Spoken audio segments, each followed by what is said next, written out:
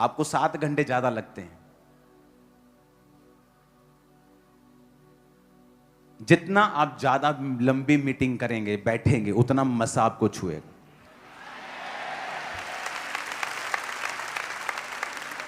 मत भागो। मैं लोगों को देखता हूं कई बार, सोचते चल वचन सुन लिया चलो भागते हैं।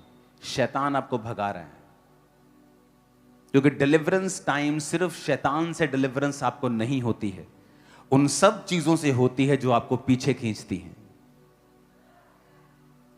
जब आप घर से निकल ही आए हो, ये तो है नहीं आप लेट आओगे तो आपका किराया आधा लगेगा, या आप जल्दी चले जाओगे तो आधा किराया लगेगा। कौन सी ऐसी मीटिंग है जो आपकी 600 करोड़ की रखी हुई जो आपने आधा घंटा पहले पहुंच के करनी? कोई मीटिंग नहीं है। ये शैतान का काम होता है, जल्दी करना। अपनी मीटिंग के शुरुआती, अपनी मिनिस्ट्री के शुरुआती दिनों में कई बार जब मीटिंग खत्म हो जाती थी और हम वर्शिप करते ही रहते थे, तब भी खत्म होने के बाद भी मैंने देखा है उस टाइम भी लोगों की लाइफ में वो काम होते हुए जो पूरी मीटिंग में नहीं हुआ।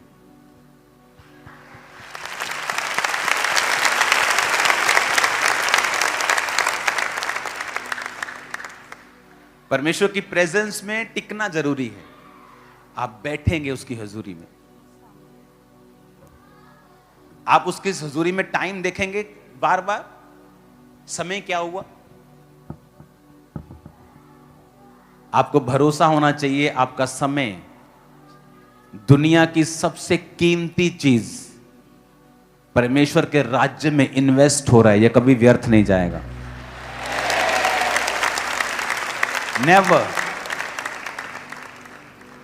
मैं इसी समय का प्रोडक्ट हूं। 1 घंटे में मीटिंग कैसे हो सकती है? 1 घंटे में तो हमारा इंजन अभी गर्म होता है। डीजल इंजन गर्म होता है ना धीरे धीरे।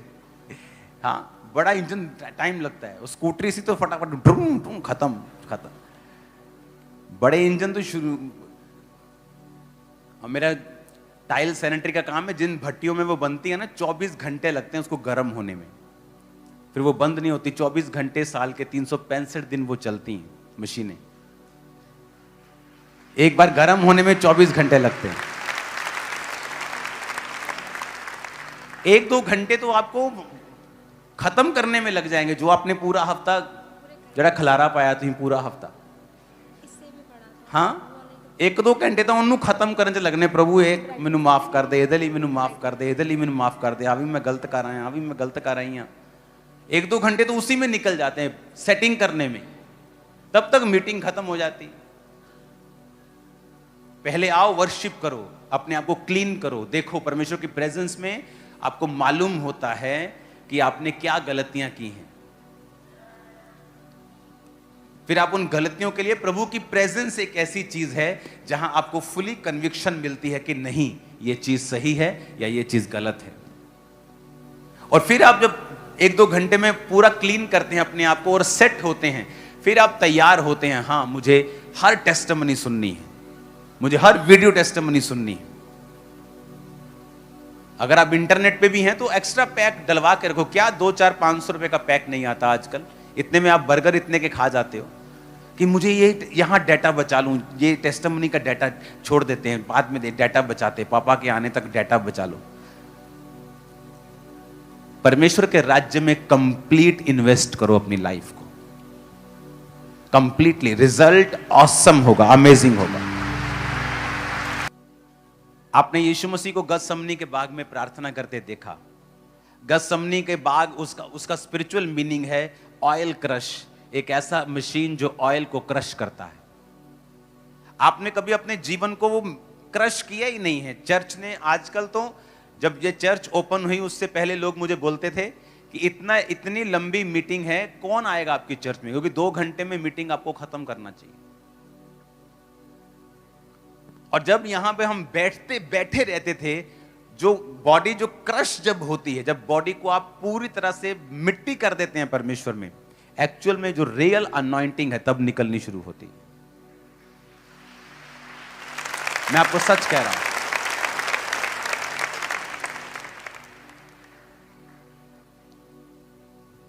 एक दिन बहुत लंबे समय के बाद मैं चर्च में आया वापस। तब मैं मैरिड नहीं था, तो कोई फोन नहीं था, कोई व्हाट्सएप नहीं होता था। मीटिंग के बाद अटेंड की, उसके बाद प्रेयर प्रेयर प्रेयर प्रेयर। और जब मैं वो वापस आया और जब मैं ले हैंड में प्रार्थना कर रहा था, आप इमेजिन करो 80% 90% लोग दुष्ट आत्माओं में मैनिफेस्ट हो रहे थे और आजाद हो रहे थे। सेम लोग, मेरे चर्च के लोग। मैं हैरान हो रहा था, इसमें से भी निकल रहा है। क्यों? जब प्रार्थना हम करने के लिए जंगल में जाते थे, तो प्रार्थना जब होती थी, प्रेयर प्रेयर वर्शिप, रात को सोना नहीं होता था। हर 2 घंटे में आधा घंटा उठ के प्रेयर होती थी। तो जो रात की प्रेयर होती थी 10 बजे के बाद, जब 10 बजे उठते थे नींद में, 12 बजे सो के, 2 बजे 4 बजे वाला तो ऐसा होता था कि यार छोड़ दो प्रार्थना, नहीं करनी मुझे।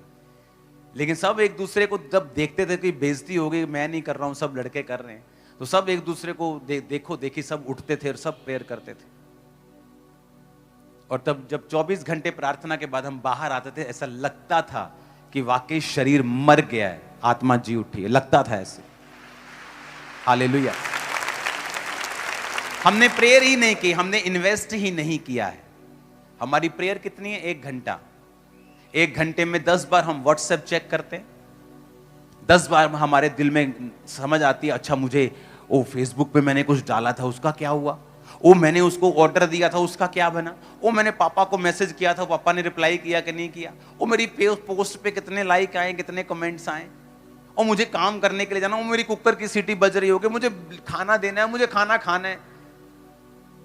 जिस दिन आप इन चीजों से फ्री होकर आप जब प्रार्थना करने बैठेंगे और आप लॉन्ग प्रेयर्स करेंगे और आप गुम होकर प्रेयर करेंगे, आपको बोलने की जरूरत नहीं होगी। रिजल्ट अमेजिंग होगा, हर तरफ अमेजिंग। क्योंकि परमेश्वर आपको यह बताएगा कि ना बल से ना शक्ति से, बल्कि उसकी आत्मा के द्वारा। आप जब इतना टाइम प्रार्थना में बैठते हैं, आप इनडायरेक्टली प्रभु को यह कह रहे हैं कि मुझे तुझ पे भरोसा है, मैं ये भरोसा करता हूं कि मेरी जिंदगी का ये काम तू कर सकता है। नहीं तो अगर मुझे प्रभु पे भरोसा ना होता तो मैं 6 घंटे प्रार्थना करने की बजाय अपने उस काम को कैसे मैं हल कर सकता हूं, by skill, by technique, by this and that, मैं फिर उस पर ध्यान लगाता। लेकिन जब मैं घंटों प्रभु की हजूरी में बैठ जाता हूं, मैं ये प्रैक्टिकली साबित करता हूं कि परमेश्वर मुझे तुझ पे भरोसा है कि मेरा ये वाला काम तू ही कर सकता है। कितने मेरी बात समझ रहे हैं? तो ये प्रैक्टिकल लाइफ आपकी होनी चाहिए, आपकी लाइफ प्रैक्टिकल होनी चाहिए। हालेलुया। अभी वचन के बीच में लोगों को जाए, चलो चलो चलो प्रेयर हो गई, वचन हो गया, चलो गाड़ी निकालो फटाफट, पार्किंग में रश हो जाएगा, वो जूते उठाने रश हो जाएगा, और लंगर में कोई जल्दी आगे निकल जाएगा। ये सारी डिस्ट्रैक्शंस हैं आप लोगों के लिए, सब चीजें डिस्ट्रैक्शंस हैं आप लोगों के लिए। हम डिस्ट्रैक्टेड हैं शैतान के शरीर के, उसने हमें आकर्षित कर लिया है, उसने हमें डिस्ट्रैक्ट कर दिया, हमारे फोकस को खत्म कर दिया है। नहीं तो अगर मैं आपके जगह प्रार्थना में आता, मैं जहां बैठा मैं वहीं बैठता, हद से हद पानी की बोतल साथ ले आता, बस वहीं बैठता, आमीन के बाद भी 15-20 मिनट प्रार्थना करता। जहां मैं मीटिंग अटेंड करता था, वो प्रार्थना सुबह 7 बजे शुरू होती थी, रात के 8 बजे खत्म होती थी। बीच में थोड़ा सा ब्रेक मिलता था, लंच ब्रेक, तो उस टाइम 1 घंटा लंच करके वापस उसी सीट पर हम बैठते थे आके। कभी टांग इधर करके बैठना पड़ता था, कभी इधर करके बैठना, थक जाता था, शरीर थकता था। 12 घंटे मीटिंग, शरीर की बस हो जाती थी। लेकिन उसके बाद जो शैतान की बस होती थी वो शानदार था। आमीन। आपको ये देखना है, आपको ये समझना है। अपनी लाइफ में मैंने वही लोग कामयाब होते देखे हैं जिन्होंने परमेश्वर के ऊपर आस रखी है, भरोसा रखा है, प्रेयर की है। याकूब 1 उसकी 2 आयत में लिखा है, हे मेरे भाइयों, जब तुम नाना प्रकार की परीक्षाओं में पड़ो तो इसको पूरे आनंद की बात समझो। अपने पड़ोसी को बोलो, बोलो जब तू दुखी हो, परीक्षा में हो, तो इसे आनंद की बात समझना है। अब जब मैं बाइबल को पढ़ता हूं और बाइबल की जो व्याख्या है इस वचन की, मैं वो आपके लिए जब पढ़ता हूं, तो उसमें एक चीज आपको समझ आती है कि ये किस परीक्षा की परमेश्वर बात कर रहे हैं। अपने पड़ोसी को बोलो, ध्यान से सुन। इसमें लिखा है कि जो शब्द परीक्षा है, ये ग्रीक शब्द पैरासमोई से निकला है, जिसका अर्थ है संसार और शैतान की ओर से सताव और कष्ट। विश्वासी को इन सताव और कष्टों का आनंद पूर्वक सामना करना चाहिए, क्योंकि परीक्षा से धीरज और सिद्ध किया हुआ चरित्र और परिपक्व आशा उत्पन्न होती है।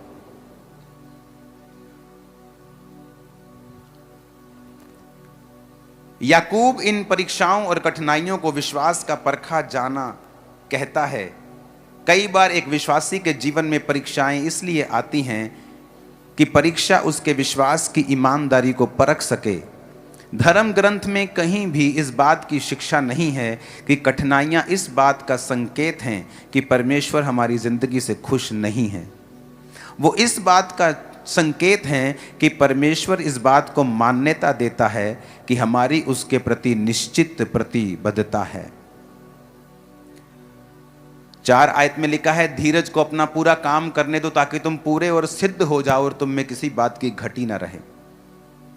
व्याख्या कहती है सिद्ध हो जाने का मतलब है ग्रीक भाषा में टेलियोस, जिसका मतलब है कि परमेश्वर के साथ ऐसा सही संबंध जो एक मन के साथ भक्ति, आज्ञाकारिता और निर्दोषता के साथ परमेश्वर को प्रेम करने के प्रयास में लगा रहता है और उसमें फल लाता है।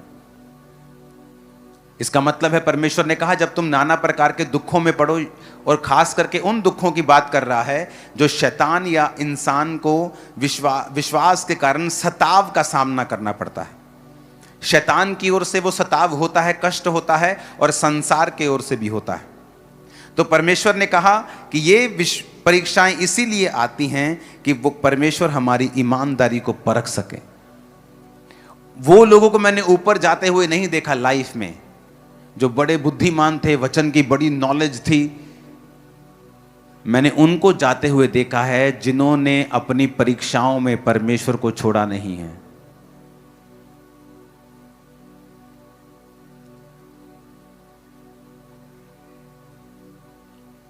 जिन्होंने प्रेम के साथ परमेश्वर को और प्यार करने में फल लाए हैं,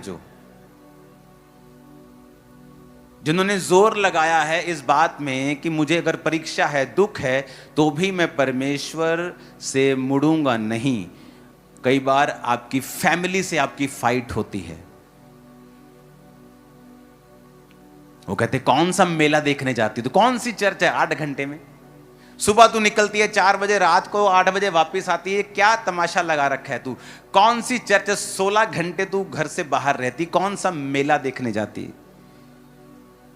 और वो मेला देखने जब वो खुद आया तो वाइफ से भी ज्यादा मेला देखने आ गया फिर से। हालेलुया।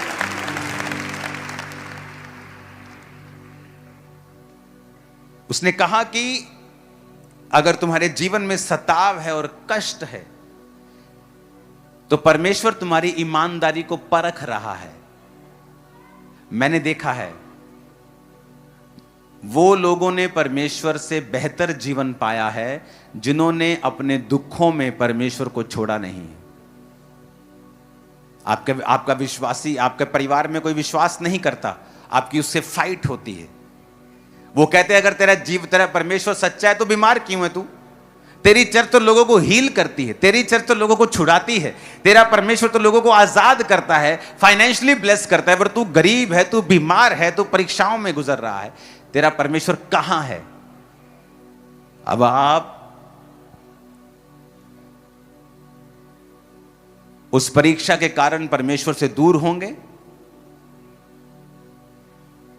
या सब कुछ इग्नोर करके परमेश्वर को पहने रखेंगे, उसके पास रहेंगे? अगर आप ऐसे विश्वासी हैं तो ही आप चलेंगे, नहीं तो नहीं चलेंगे। सब बोलो आमीन। फिर उसने 13 आयत में लिखा, जब किसी की परीक्षा हो वो ना कहे कि मेरी परीक्षा प्रभु की ओर से होती है। अब ये और बात कर रहा है, ये परीक्षा वो परीक्षा नहीं है जो शैतान के सताव के कारण आई। ये वो परीक्षा है जो विश्वासी अपनी ही अभिलाषा से खींचकर और फंसकर परीक्षा में पड़ता है। 15 आयत में लिखा, फिर अभिलाषा गर्भवती होकर पाप को जनती है, पाप बढ़ जाता है तो मृत्यु को उत्पन्न करता है। हे मेरे प्रिय भाइयों, धोखा ना खाओ। ऐसा फिर नहीं है कि आप चोरी कर लें और आप कहें कि परमेश्वर मेरी परीक्षा कर रहा है। लिखा, बुरी बातों से परमेश्वर आपकी परीक्षा नहीं करता है। इन चोरियों से, व्यभिचार से, इन चीजों से आपको बच के रहना है, क्योंकि वो परमेश्वर की ओर से परीक्षा नहीं है। वो शैतान चाहता है आप उसमें फंसें। लेकिन कहता, जब सताव आएगा, जब परमेश्वर के नाम के कारण तुम्हारा विरोध होगा, जब तुम्हें अलग अलग बातें बोली जाएंगी, जब तुम्हारे विश्वास को परखा जाएगा, सही होने के बावजूद भी तुम्हारी जिंदगी में कोई दुख होगा, तब वो तुम्हारे जीवन में प्रूफ करेगा, जब तुम प्रभु में बने रहोगे, कि वाकई तुम्हारी ईमानदारी सच्ची है और तुम परमेश्वर के सच्चे भक्त हो, सच्चे बेटे और सच्ची बेटी हो। आमीन। तब मालूम नहीं होगा जब तुम हालेलुया बोलते हो, या तुमने एक भी संडे मिस नहीं किया है, या तुम टाइटर हो। ये तब मालूम होगा जब दुखों में भी तुमने परमेश्वर को छोड़ा नहीं है। यहां सेटल होता है केस, कि तुम्हारी लाइफ में कुछ भी हो जाए, तुम्हारा स्टैंड वही है, तुम्हारा परमेश्वर वही है। तुम्हारी प्रार्थना कम नहीं हुई, तुम्हारा चर्च जाना कम नहीं हुआ, तुम्हारी फास्टिंग कम नहीं हुई, तुम्हारा प्रेम परमेश्वर के प्रति कम नहीं हुआ। तुम सिर्फ बड़ी बड़ी मीटिंग पे चर्च नहीं जाते हो, तुम हर संडे जाते हो। हालेलुया। उसने कहा, यदि तुमको बुद्धि की घटी हो, 5 आयत में, तो प्रभु से मांग जो बिना उलाहना दिए सबको उदारता से देता है। उसने क्यों बुद्धि की बात यहां पे की है? कहता, बुद्धि का अर्थ है कि वो आत्मिक योग्यता जिसके द्वारा हम परमेश्वर के दृष्टिकोण से जीवन और उसके व्यवहार देख और मूल्यांकन कर सकते हैं। जिसका मतलब है कि बुद्धि यानी वो आत्मिक योग्यता, वो एबिलिटी, वो समझ जिससे हम परमेश्वर के दृष्टिकोण से, कि परमेश्वर मेरे जीवन को जिसमें मैं अभी हूं किस तरह से देख रहा है। अगर मैं यूसुफ हूं और गड्ढे में हूं, यूसुफ तो अपने आप को गड्ढे में देख रहा है, लेकिन परमेश्वर का दृष्टिकोण यह है, अब यह गड्ढे से मिस्र में जाएगा, वहां से जेल में जाएगा और जेल से प्रधानमंत्री की कुर्सी तक जाएगा। कहता, अब तुम वो बुद्धि मांगो जिससे तुम परमेश्वर के दृष्टिकोण से, तुम परमेश्वर की निगाहों से अपने जीवन को मूल्यांकन कर सको, देख सको, उसको तोल सको कि मेरे जीवन में जो हो रहा है उसका आत्मिक मतलब क्या है। क्योंकि जो आपके जीवन में हो रहा है वो नॉर्मल नहीं है, वो चैलेंजिंग है। आपका फैमिली मेंबर सडनली उसकी कुछ होता है, उसको आप बोलते, ओह ये मेरे साथ कैसे हो सकता है। सडनली कोई आपके साथ घटना होती है, ओह मेरे साथ ये कैसे हो सकता है। सडनली मेरे गोडाउन को, जिसमें मैं रोज के लाखों रुपए कमाता था, आग लगा दी किसी ने। आप शॉक में हो कि मैं पाप में नहीं हूं, मैं टाइदर से भी ज्यादा टाइथ देता हूं, मेरा 20% परमेश्वर में जाता है, मेरी प्रार्थना पूरी है, सब कुछ पूरा है, फिर मेरे साथ ऐसा कैसे हो सकता है। और तब आपको जरूरत पड़ेगी परमेश्वर के दृष्टिकोण से, उसकी निगाहों से अपने जीवन को मूल्यांकन, यानी अपने जीवन को तोलने मोलने की, कि ऐसा मेरी लाइफ में क्यों हो रहा है। कहता, अगर तुम में वो बुद्धि की कमी है तो मांगो परमेश्वर से। अगर तुम वो बुद्धि मांगोगे तो परमेश्वर तुम्हें देगा, कि प्रभु मुझे बुद्धि दे, मैं नहीं समझ पा रहा हूं कि मेरे जीवन में जो दुख हैं वो किस लिए हैं, मैं इन चीजों से क्यों गुजर रहा हूं, क्यों गुजर रही हूं। अगर वो मेरी गलती है तो मुझ पे जाहिर कर, अगर तेरी परीक्षा है तो वो भी मुझ पे जाहिर कर। तो परमेश्वर ने लिखा है कि वो तुमको बुद्धि देगा, क्योंकि वो सबको बिना ताना दिए उदारता से तुमको देता है। तुम्हें सडनली समझ आनी शुरू हो जाएगी कि मेरे जीवन में ऐसा क्यों हो रहा है, कि मेरे पास्टर की लाइफ में ऐसा हुआ था, उसका गडाउन जल गया था। इस सेवकाई को शुरू करने से पहले मैं ऐसी भयंकर बीमारी से होकर गुजरा और मुझे मालूम भी नहीं था कि मैं कभी चल भी पाऊंगा या सेवा कर पाऊंगा कि नहीं। मसीह में आने के बाद, बपतिस्मा लेने के बाद, पवित्र आत्मा पाने के बाद ये सब कुछ हो रहा था। वेरी स्ट्रेंज, समझ से परे था, कोई साथ नहीं था। बहुत से मसीह लोग भी दुश्मन हो गए थे जब मालूम पड़ा था कि मैंने सेवकाई करनी है। घर वालों को बता नहीं सकता था, नया नया मसीह था, वो मुझसे लड़ते थे।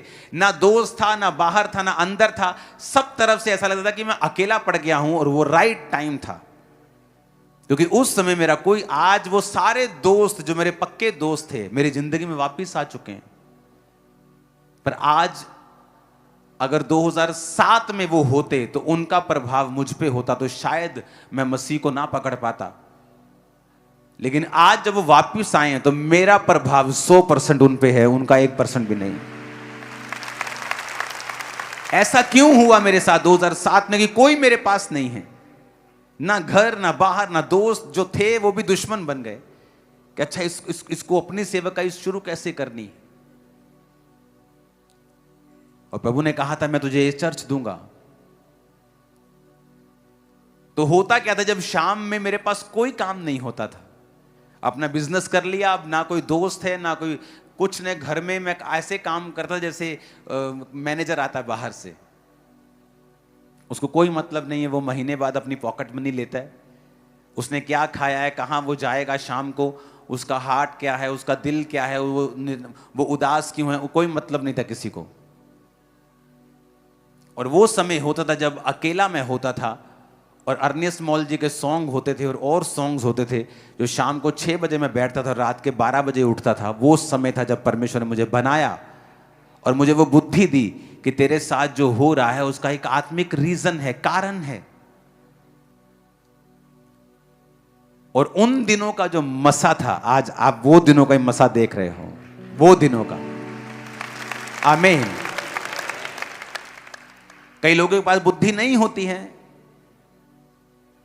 एक औरत जब चर्च में आई तो उसका बेटा मर गया, बेटा जब मर गया तो बैक हो गई। वो जब बैक स्लाइड हो गई तो काफी साल बैक स्लाइड रही। बच्चे बड़े हो गए, उनकी जिंदगी में मुसीबतें आने लगी। जब बड़ी बड़ी मुसीबतें आने लगी तो फिर से जब खामरा चर्च खुली तो वो खामरा चर्च में आई और बोलती 31 साल पहले मैंने परमेश्वर को छोड़ दिया था। मैंने कहा छोड़ के कुछ बना? नहीं बना। मुसीबतें घटी? नहीं घटी। काश उस समय तूने परीक्षा में वफादारी दिखाई होती और आज तू किसी अच्छी जगह पे, पोजीशन पे स्टैंड कर रही होती। लेकिन फिर उसने परमेश्वर को जीवन दिया और परमेश्वर ने उसके लोगों को फिर छूना शुरू किया, उसकी फैमिली को छूना शुरू किया। लोग होते हैं जो एक इंसिडेंट, एक घटना के बाद परमेश्वर को छोड़ देते हैं। कोई 10 साल बाद वापस आता है, क्योंकि आना तो परमेश्वर के संग ही है। जब मालूम होता है कि परमेश्वर से हटने के बाद मुसीबतें कम नहीं होंगी, शैतान आपको छोड़ के जाएगा नहीं, वो तो बढ़ेगा। अपने पड़ोसी को बोलो बुद्धि, आत्मिक बुद्धि, योग्यता, परमेश्वर की दृष्टि से सब कुछ देखने की। आमीन, आमीन। लेकिन हमें बुद्धि प्राप्त करने के लिए प्रभु के पास जाने और विश्वास पूर्वक उससे मांगने की जरूरत है। कि हमें विश्वास से प्रभु से मांगना है कि प्रभु मैं जिस चीज से गुजर रहा हूं मुझे अपनी बुद्धि दें, मैं देख सकूं, मैं हटूं ना। मुझे अपनी विजडम दें कि मैं अपनी जिंदगी को देख सकूं कि मेरी लाइफ में ऐसा क्यों हो रहा है। क्योंकि विश्वास बिना परमेश्वर को प्रसन्न करना अनहोना है। आप उसे प्रसन्न नहीं कर सकते अगर आपकी लाइफ में विश्वास नहीं है तो। Hallelujah, hallelujah. एक विश्वासी को डेडिकेटेड होना चाहिए। इस साल हम करोड़ों में सुसमाचार को बांटेंगे। इस साल चर्च ने फैसला किया है। पहले एक प्रिंटिंग प्रेस थी मेरी जो चर्च का काम करती थी, लेकिन अब वो डिमांड करोड़ों पम्फलेट्स की है एवरी ईयर। चर्च में बहुत सारी सुसमाचार की टीमें थी। बहुत जल्दी मैं आपको बुलाऊंगा जिन लोगों ने चर्च में आकर सुसमाचार टीम का जो हिस्सा बने हैं। मैं आपके साथ जल्दी मीटिंग करूंगा, खाना खाएंगे इकट्ठे हम एक दिन। अब सोच रहे हैं सभी मैं क्यों नहीं आया। तो चर्च एक प्रिंटिंग प्रेस नई बाय कर रही है, उसका टोटल खर्चा 1 CR के करीब होगा। 60 लाख की 70 लाख की मशीन होगी, बाकी सब खर्चे होंगे। तो उसे 15-20 दिनों में हमें बाय करना है और आपको अपने बीज 15-20 दिनों के अंदर ही सबमिट करवाने हैं, क्योंकि उसकी इंस्टॉलेशन में भी 4-5-6 दिन 10 दिन जाते हैं। और वो 4 कलर मशीन है जिससे जल्दी जल्दी छपते हैं, बार बार पेज को दोबारा वापस अंदर देना पड़ता है, फिर निकलता है, फिर जाना पड़ता है। लेकिन जो ये मशीन होगी जो एक बार में ही पम्फलेट को छापेगी। ऐसी टीमें हैं जिन्होंने 60 लाख पम्फलेट हमसे मांगे हैं 1 साल के। उनके पास पैसा जितना होता है वो यूज कर लेते हैं, लेकिन उनके पास पैसा नहीं होता तो फिर वो कर नहीं पाते।